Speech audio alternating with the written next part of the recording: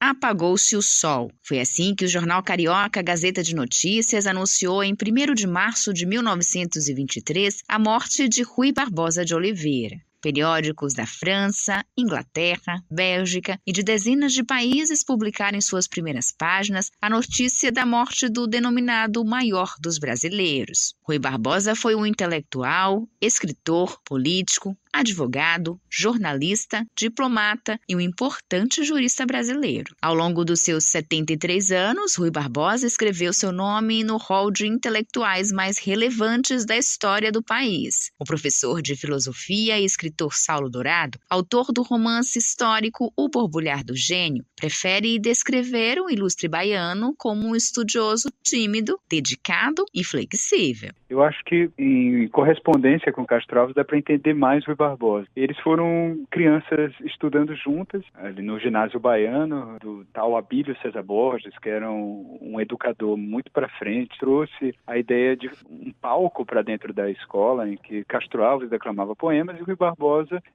falava, né, algo que ele fez para o restante da vida, que era o grande discurso. Os processos de Rui Barbosa eles duravam 5 horas de defesa. Então, assim, essa figura que ao mesmo tempo bastante dedicada, tímida, ali acordava às 5 horas da manhã para poder estudar e conseguiu concluir a escola antes.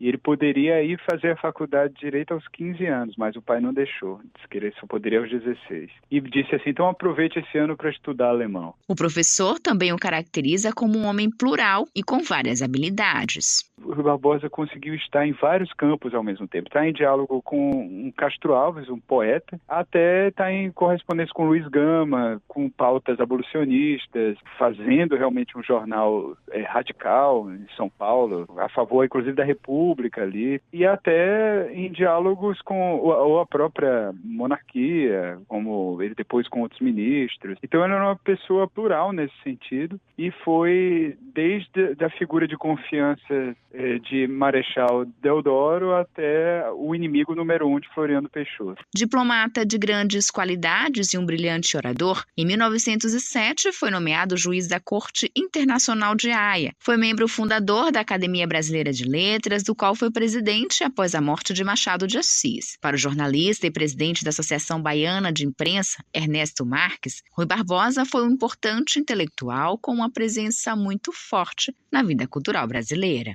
Rui Barbosa é, sem dúvida alguma, um dos brasileiros mais importantes de todos os tempos, porque se você observar, fora as lutas pela implantação do sistema federativo, pela proclamação da República, pela abolição da escravatura, foi ele o redator do primeiro projeto de Constituição republicana. Então, várias instituições que a gente tem hoje, ou todas as instituições que a gente tem hoje, foram arquitetadas, foram desenhadas a partir das reflexões do Rui Barbosa, um intelectual com uma presença muito forte na vida cultural brasileira, o fundador da Academia de Letras. Não por acaso o Dia Nacional da Cultura é comemorado no 5 de novembro, que é a data de nascimento de Rui Barbosa. Ele também foi talvez o primeiro que projetou o Brasil globalmente a partir das posições da política externa brasileira. E foi também um jornalista apaixonado. Para o jornalista Ernesto Marques, Rui Barbosa continua presente em nossas vidas. Em todos os grandes temas sobre os quais nós nos debatemos nos últimos anos, tem lá a presença de Rui. Cortes superiores, todo o questionamento feito ao Supremo Tribunal Federal, ao TSE, etc., Rui Barbosa. Cortes de contas, o papel dos tribunais de contas, Rui Barbosa foi o fundador dos tribunais de contas. Liberdade de imprensa, primeiro habeas corpus conseguido em favor do jornalista, em defesa da liberdade de imprensa, Rui Barbosa.